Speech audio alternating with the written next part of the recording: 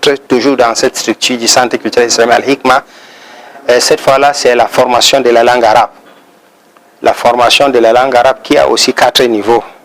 Donc pour le moment, compte tenu des horaires, ça va jusqu'à 4 ans d'études. Le niveau préparatoire, c'est 2 ans, chaque niveau par an. Le niveau de l'enseignement de la langue arabe, qui est un centre d'apprentissage de langue arabe, qui a 4 niveaux, c'est-à-dire un niveau par an aussi. Au niveau du niveau préparatoire d'abord, le programme est conçu sur place, c'est-à-dire nous avons travaillé sur un programme qui correspond à notre environnement, à nos apprenants, un document écrit sur l'apprentissage de la langue, de l'alphabet arabe et autres, qui est écrit par moi en personne, le directeur, le fondateur du centre. Et le Coran, tout le monde connaît le Coran. On parlait de Juz Amma ou bien de Sabbi, premier hizib jusqu'au deuxième hizib, la lecture courante. Ça, c'est au niveau préparatoire. Donc, le programme est conçu par nos spécialistes, révisé chaque année. Au niveau de la langue arabe, nous utilisons un programme international qui est le programme de l'arabe pour tous, basé à Riyad, à la capitale du royaume de l'Arabie Saoudite. Et ils ont un document qu'on appelle l'arabe entre tes mains, qui va vers English for All, dans ce sens-là, dans l'arabe pour tous, l'arabe entre tes mains, l'Arabie bayna yadayk. Ce programme, ce livre a 8 niveaux et on étudie 2 niveaux par an, compte tenu des horaires de formation annuelle. Bon, généralement, le nombre des horaires, c'est entre 8 et 12 heures par semaine. Le programme de la semaine et le programme du week-end, entre 8 heures par semaine à 12 heures. Mais c'est les mêmes bases, c'est les mêmes choses dans toutes ces différentes étapes-là.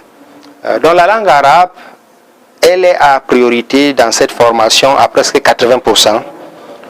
L'enseignement de la langue arabe, avec tout ce dont on a besoin d'après les spécialistes des langues, aussi le parler, le vocabulaire, l'écrit, la compréhension du texte, la rédaction, ainsi de suite, la pratique quotidienne, vivre cette langue-là, au-delà de la religion, ça nous permet aussi ça nous expose aussi à partager dans beaucoup de domaines internationaux, tels que le commerce. On peut voyager dans le monde arabe et on s'en sort un peu partout. Même politiquement, on peut écouter, on peut comprendre beaucoup de ce qui est dit dans des journaux et autres. Donc cette formation de la langue arabe est à 80%, mais il y a un 20% aussi qui est un accompagnement basé sur les études islamiques. On a appelé cela des matières accompagnantes. Là, on se retrouve avec 4 matières, chaque matière par an. Il y a la Tawhid, où on enseigne un document appelé Al-Usul al-Thalatha, les 3 principes, écrits par le célèbre savant Muhammad ibn Abdul Wahhab. Dans le fiqh, nous avons le document Al-Akhdari, Mukhtasar Al-Akhdari, connu aussi dans le fiqh ou la jurisprudence islamique selon le rythme malikite. 3e matière, nous avons le Mukhtasar Sirat al-Nabi sallallahu alayhi wa sallam, le résumé de la vie du prophète sallallahu alayhi wa sallam depuis la naissance jusqu'à sa mort, pour connaître les étapes de la vie du prophète sallallahu alayhi wa sallam avant la prophétie et dans la prophétie jusqu'à la mort. Le document est appelé Mukhtasar Sirat al-Nabi sallallahu alayhi wa sallam. 4e, il y a le domaine du hadith, où on accompagne ce programme de langue arabe avec cette matière de hadith qui consiste à l'enseignement de 40 hadiths de Imam An-Nawawi.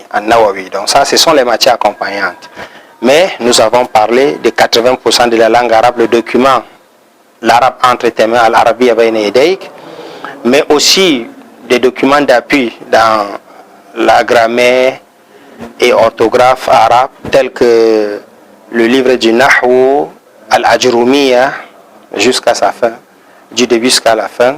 Donc ça, c'est le programme de la langue arabe. On a dit que l'enseignement, c'est pendant 4 ans.